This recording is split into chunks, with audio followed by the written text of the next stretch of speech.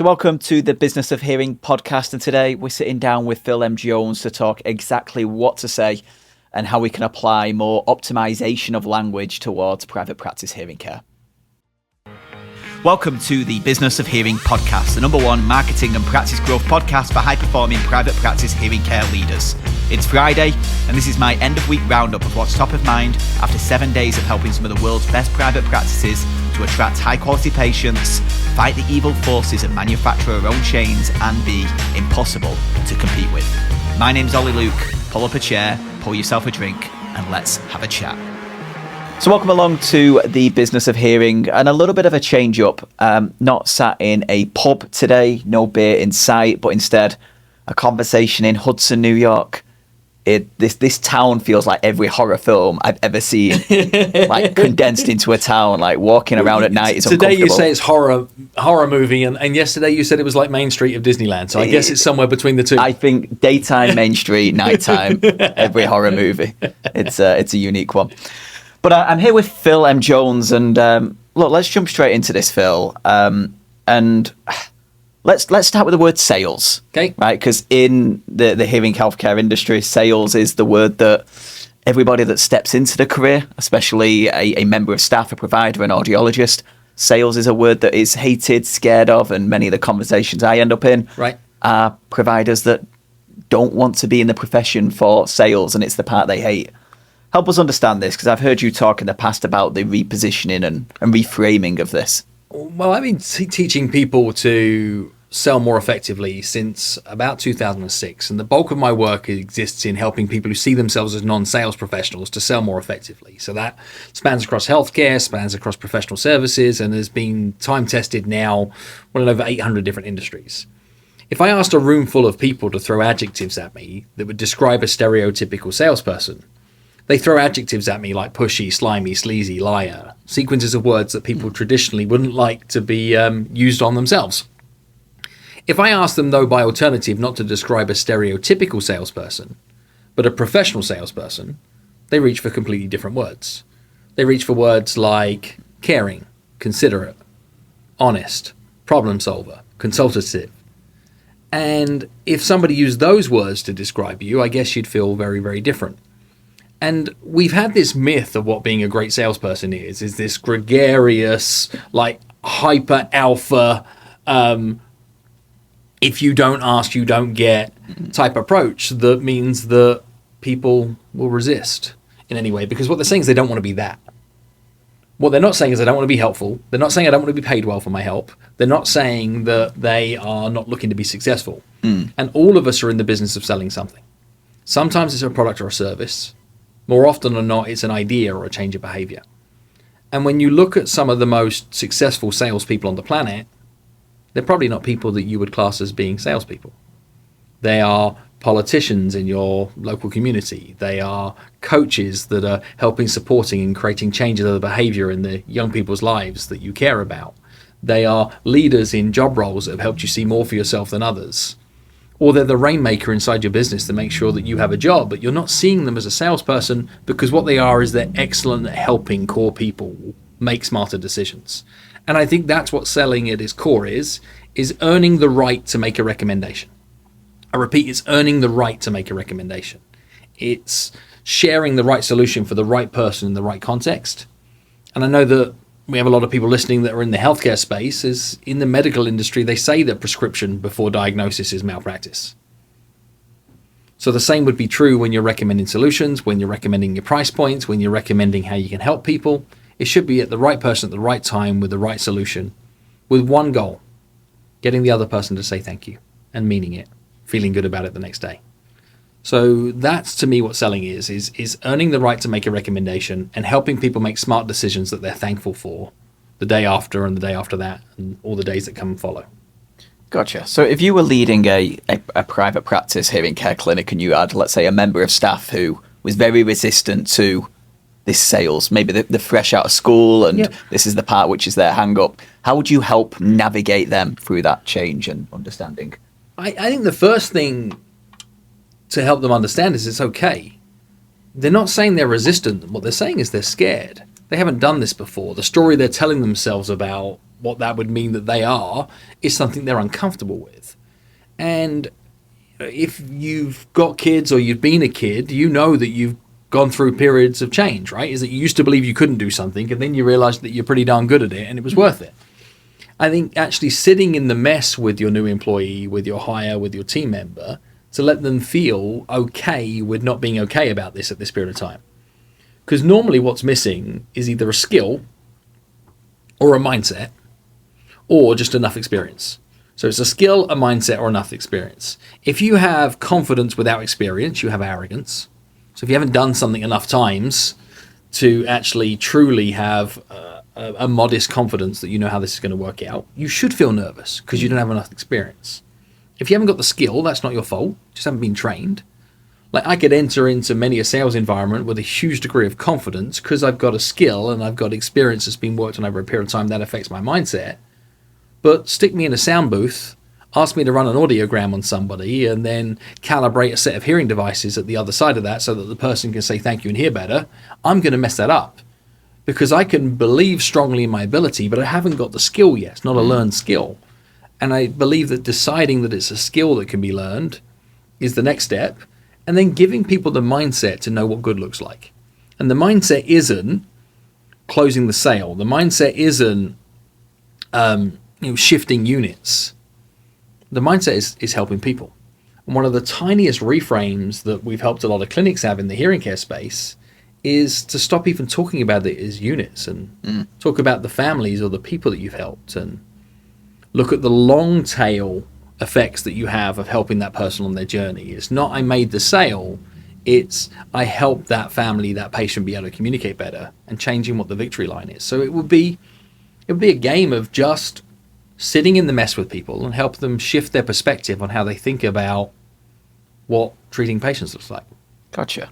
And on that, you triggered something there, and it's a piece of work that you did with a practice several moons ago of helping them reposition, reframe how they, not units, but ears helped, which turned into awards, which turned into levels of job role. That's right. Could you give some transparency on that? Because I feel that's very practical and helpful. Yeah, I think for a lot in the hearing care space, we look at how do you measure success over time?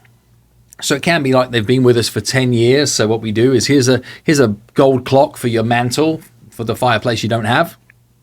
And we try to be able to recognize tenure and success by just the revenue that somebody's generated, or they're crushing it, or they're a top producer or a top performer. So we either measure time or we measure revenue, yet what we want people to be is patient-centric. So what we did inside some of the clinics I was consulting with is we created what were called ears clubs.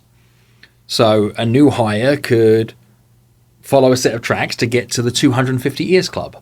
That when they have helped treat 250 ears and have 250 ears hearing better as a result of blank, they enter into this illustrious club. They get some form of recognition from their peers, some form of financial compensation for being able to do so. And then 500 ears club, 1,000 ears club, 2,500 ears club. And it instantly shows people that where there is a tenure of competence that can be rewarded in a way that is in line with the promise that you were trying to make. So much of this is about language. Is I made a sale today, I did a bad thing. I helped a patient today, I'm awesome. I made a sale today, I did a bad thing. I helped a family be able to reconnect, to have confidence in conversation as early as this weekend. Did a good thing. Now, the sale sometimes is what needs to happen for you to be able to achieve that kind of outcome. But quite often just reframing your mindset, elevating your skills, and then learning that you have to get experienced at a thing before you get good at a thing is what puts you on a trajectory that says that this is part of how you can deliver your promise. So many audiologists are wonderful and would look to be able to do it for free, which is why they do mission trips or work for the VA or try to be able to plug back into a manufacturer. But the real gift is when somebody overcomes an obstacle that achieves a massive outcome for it, and it was hard for both of you, and the 2 + 2 = 5. That's when the real reward comes. And I do a lot of work in the coaching, consulting, and training space too. And I've learned that sometimes if the other person doesn't pay for it, they don't value it. And I think hearing instrument specialists and audiologists in the same way would probably have that same viewpoint. Is if the patient hasn't gone through the I've invested in this process, I've invested in this journey, I've parted with money to be able to make it work, they don't do enough work that comes behind it to feel more comfortable in the change of wearing technology, to feel more comfortable with seeing themselves even as a hearing aid wearer, to add to their schedule now coming back in for regular visits and regular time with a provider. There's a big identity shift. And the more that we recognize that we're asking somebody to make significant amounts of change and then be happy about it, the more we should slow things down and not be pushing products, but pulling people towards new achievable outcomes.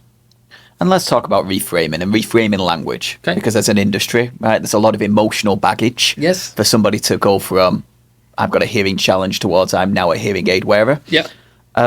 What are some of the ones that stand out as like words, change of words, language that's commonly used in the industry that could be optimized? Right. I mean, within exactly what to say, one of the practices that we encourage people to follow is a practice called simple swaps, which is where can you change one sequence of words and make a demonstrably different outcome. I'd encourage everybody to look at one word a week for 52 weeks and see how much sabotage you can stop from happening. Let's firstly look at some banned words. Banned words should be words like problem. When you say to somebody the problem with that idea, or the problems that you'll be experiencing right now, or the problem you find with choosing that device is, you create conflict. Problem is head to head. If you swap the word problem to the word challenge, now what we are is side by side. The challenges you may be experiencing if you go for the lower price device, the challenge that you may find if you keep wearing those Holder hearing aids, the challenge that you may find if you fail to follow through on some treatment with this is that you may experience blank, blank, and blank. So I'd be looking at, say, problem to challenge. I'd also look at where can you use intentional grey language as opposed to absolute language. And one of the most direct pieces of advice I'd give that is almost ironic is to never talk in absolutes. So that means never saying always, never saying never. It means never saying everybody, will, definitely, for certain. What you'd be better to be able to do is to use words like what you may be experiencing, what you could possibly find, is almost always, on many occasions you'll experience. Most of the people that have blank. And when you don't talk in absolutes, what you do is you create inclusivity, you create movement. When you're trying to take people through a period of change, they're not going to go from a no to a yes. But they can go from a no to a maybe. And then a maybe can move towards yes. So it's actually creating movement in language. So remove words like problem. Look at where you can be more fluid with language to create movement. I'd also look at banning like 4-letter C words. Most 4-letter C words probably shouldn't be used in front of customers, but one in particular is the word cost. Think about inbound phone call that comes into hearing care clinics around the world is how much do your hearing aids cost? And we find ourselves in this awkward dance where some people are giving a range, some people are saying versions of I'm not telling you. But a cost in its very nature is money out. If it cost you, it means it hurt you. If somebody chooses to do business with you, and particularly most of the clinics that we've gone on to support, is if they give you money, you give them something back for it. If you put money into something that brings returns, well, that isn't a cost, that's an investment. So they can invest in an experienced hearing care provider. They can invest in high quality hearing aids. They can invest in a local support community. And if today I invested $7,000, today was a good day. If today cost me $7,000, today was a bad day. This expands out into so many other areas in the hearing care space. Is even the word unit is pricing per unit, is you saying that microchip inside that plastic housing is worth that much money. And you are devaluing the service that comes with it by talking about the price per unit, by saying that it's, $7,000 a pair or $3,500 if you need to go mono. Like we're destroying ourselves with language. Even talking about hearing aids as opposed to hearing care is talking about a problem and not necessarily giving it the gravitas it would need. We were chatting off camera today about some of the evolutions that we're helping clinics go through in our Orange and Grey business. And what if you stop talking about people with hearing loss and start talking about how you help people optimize their hearing? One is like, oh, I'm broken, I need to fix it. The other is life could get better because. And rather than say, well, what are just the words we should not be using? It's be more intentional with the words you're picking. Even the word patient, I think, is risky. Doesn't mean don't use it, just understand the risk. is not everybody looks to identify themselves as a patient. But you could add specificity, and you could say, senior professionals, you could say looking to help multi-generational families. You could say that what I'm looking to do is to help local leaders, and add specificity as opposed to patients, and more people can see themselves in the fact that you're for them. Gotcha. Big focus on the who, right? Yes. Always focusing on who and showing that you know that other person. Because I think if you can show that you know the other person and you show that you understand the problems that they're experiencing, they'll then trust you with the solution. If you try to sell somebody your solution, they'll say that's not the problem. I hear you. So you mentioned working with 800 plus industries in your career. So I want to touch upon kind of where we're at as an industry right now and see if there's any other industries we can learn lessons from. Sure. Because I think what we're seeing right now in hearing care is predominantly we was a product business. Yep. And we've been a product and service business for a good period of time. And depending on where things get to with Apple, with AI, like the products could become far better at doing more for the consumer rather than the provider having to get too involved in that process. So if the future looks like more of a service-based business, I'm just wondering what we can learn from this. What other industries have gone through similar? Because it's a very unique one, from product to service to service. I'm intrigued for where the future may go in our industry. I mean, there's so many different industries that can be looked towards, and the financial services industry was one. It used to be a product-led business that what you'd be looking for is a life insurance policy or a pension plan or some form of investment strategy. And then it became a product and service-led industry where it was the quality of your advisor alongside some predetermined products that would create the mix. And then you look at where it more is today, and actually it's somebody strategically understanding the unique goals and aspirations of each individual person and each individual family, that everybody has access primarily to the same box of tricks. But the reason that you choose who to be able to invest in is because of the relationship that's created, because of that person's understanding of your unique set of circumstances, that you'd be able to stand out. So there are thousands of examples of other industries that have gone through a similar transition. And I think probably an interesting example to even give consideration to that maybe doesn't get thought about is the ride-sharing businesses. Is historically, if you wanted to get from A to B, your option was to drive yourself. And then what happened was you could get from A to B with like a minicab service that would show up. And the minicab services would do an also okay-ish service to get you from A to B. Then what's been introduced is these ride-sharing apps like Uber or Lyft, etc. And they stole market share. How did they steal market share? They stole market share by saying that we can do about the same as them and we can do it cheaper. That's really where their first value came in. And it wasn't just cheaper, it was with heightened levels of convenience, it was with more visibility and transparency, greater levels of trust, easier method of being able to pay, all these other benefits that stacked up to be able to say, well, the no-brainer was, then I'm going to choose Uber now as opposed to the minicab service that I never knew when they were coming. They would only take cash, they never had any change, etc. It was like really easy to say, not that, I'm going to use this instead. Then what's happened is the competition to the ride-sharing businesses, the ones that have stuck around have got better again. Isn't this the same as like the big box retailers in the Costco and the direct-to-consumer offerings in the hearing care space? The good clinics have got better again. Just like the good minicab companies have got better. They put card payments in. They created more visibility and tracking around how you get in. You could pre-book. They looked at where they had different edges, that what they could do is start to steal customers back from Uber, because with Uber or Lyft, like, I don't know who I'm driving with. Can I trust them? Are they going to show up at time? The flip around trust has gone in the other direction.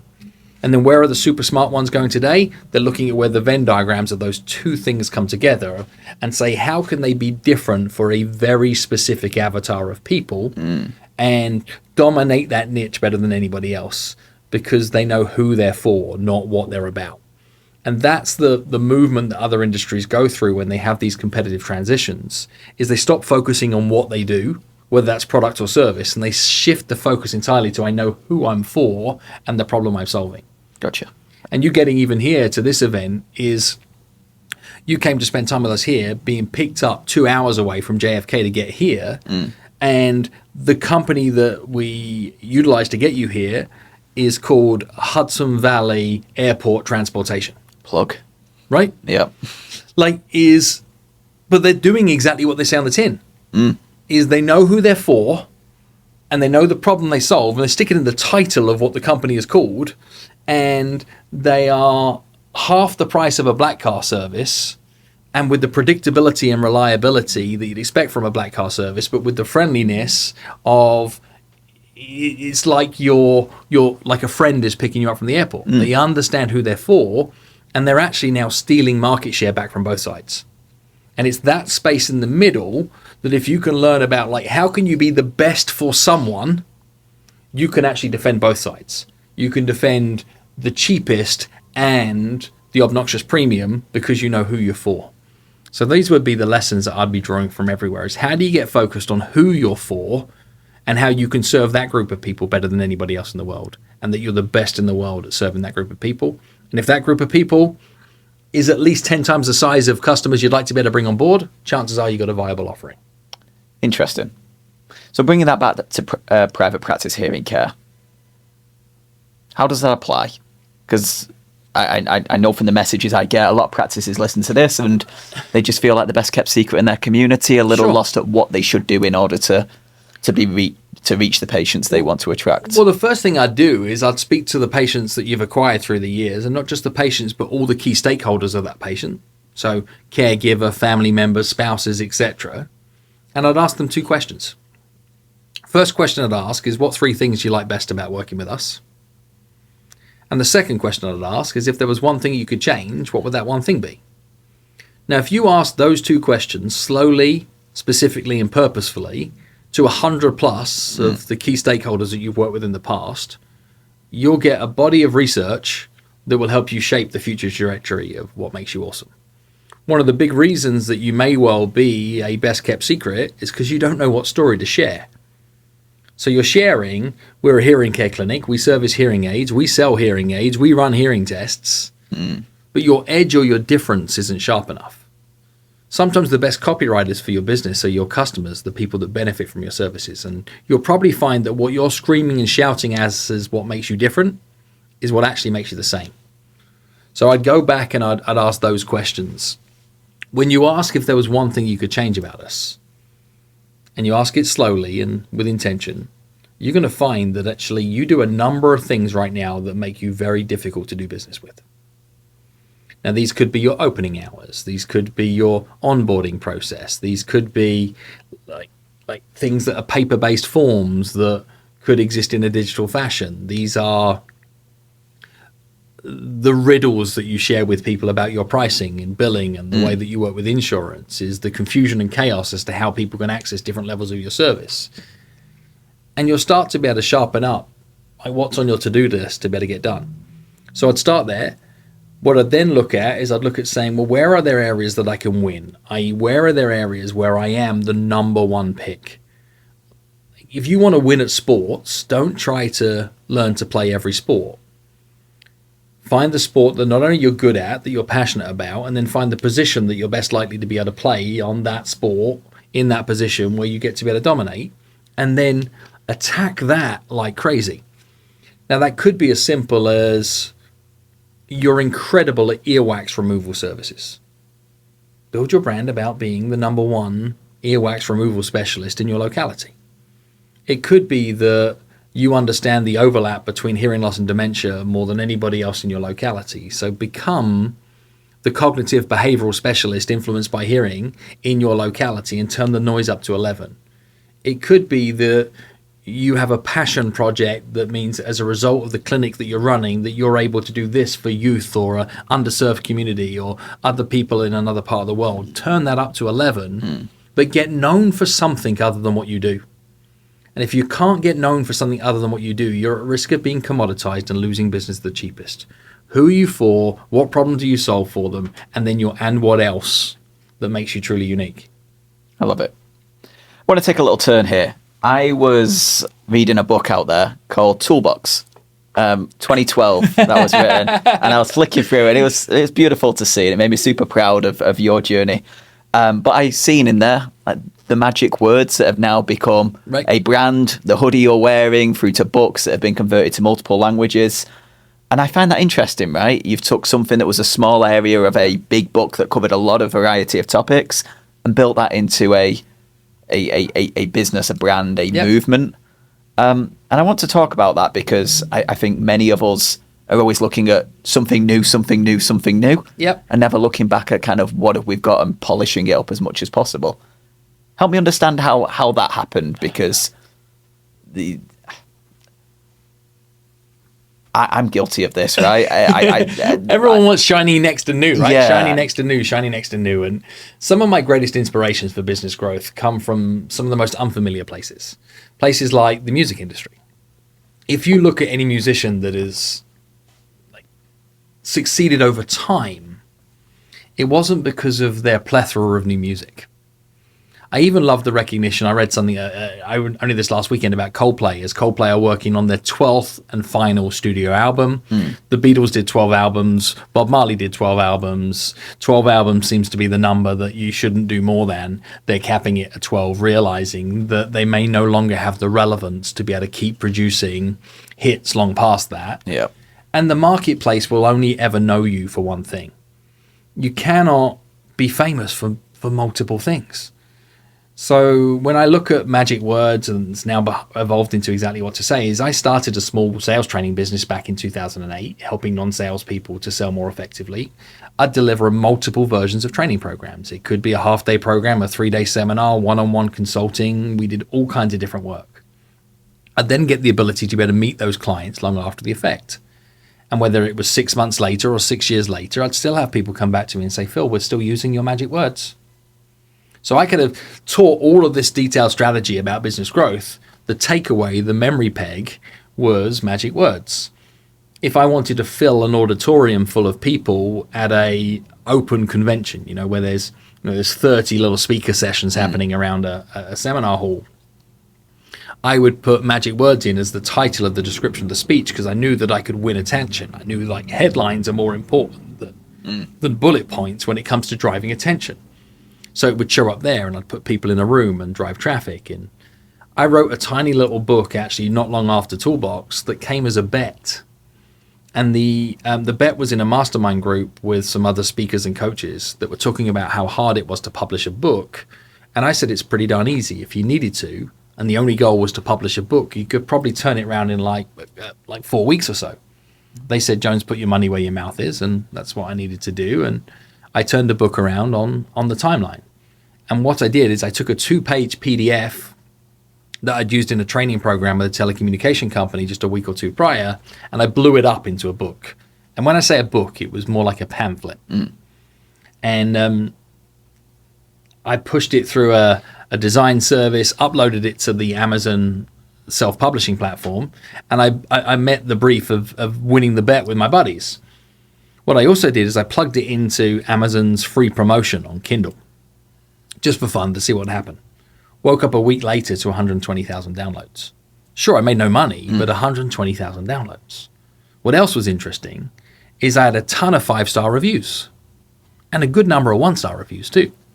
There was nothing really in the middle. People either found it really useful and enjoyed its brevity, or other people mad, the book they didn't pay for. Yeah. They're like, this isn't a real book. This is a leaflet. This could have been a blog article, etc. And I'm like, all right, great.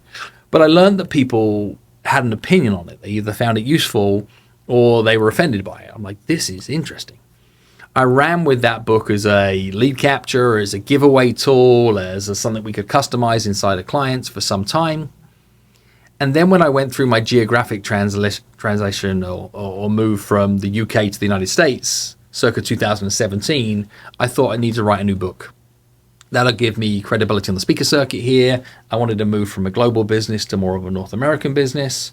And I thought, why on earth would I write a new book when what I've got is this half-assed, lazy EP that was never really produced properly, that was what was very well liked by an audience but not very well produced? Why don't I go back and reproduce that to a higher standard? That's where the Exactly What to Say book came from.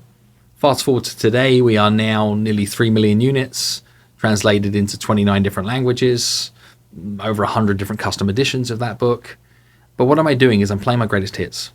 Playing my greatest hits. I'm playing my greatest hits. Yes, it's become a business. Yes, we license the IP. Yes, it lives inside some of the biggest brands on the planet, certainly here in North America as part of their operating system. But all I'm doing is playing my greatest hits. And let's go full circle here and come back to the music analogy. If you went to a John Bon Jovi concert, what do you want him to play? You've completely chosen the worst artist to ask For me. you. Yeah. All right, if we went to a Smiths concert, what do Gotcha. you want him to play? Oh, I think we'd go with this charming man. Right. Yeah. And if we take the Oasis tour that they are putting up right now and they're getting ever excited about, if they just showed up like, we're on tour and it's all new music, Yeah.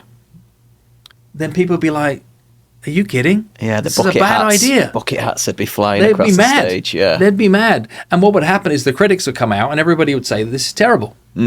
Because you cannot shake your identity.